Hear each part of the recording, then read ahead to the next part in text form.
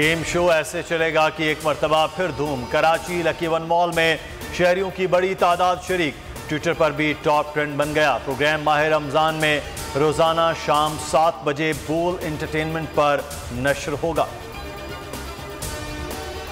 Supreme court के मंसूर अली शाह साहब justice एक ऑर्डर पास किया उनकी बेंच, और उस ऑर्डर के अंदर उन्होंने बड़ा क्लियर बता दिया कि जी बरियत की जो दरखास्तें हैं वो कब कब लगेंगी।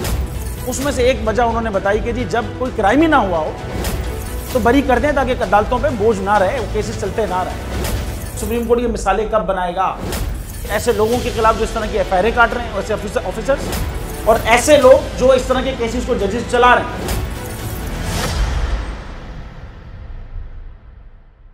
रहमत का महीना आ गया है, बख्शिश का सफीना आ गया। होगी मुलाकात उलमाए दीन से,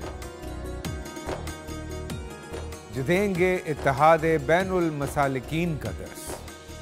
जिक्र होगा अंबियाए कराम, रमजान की स्पेशल ट्रांसमिशन रमजान में।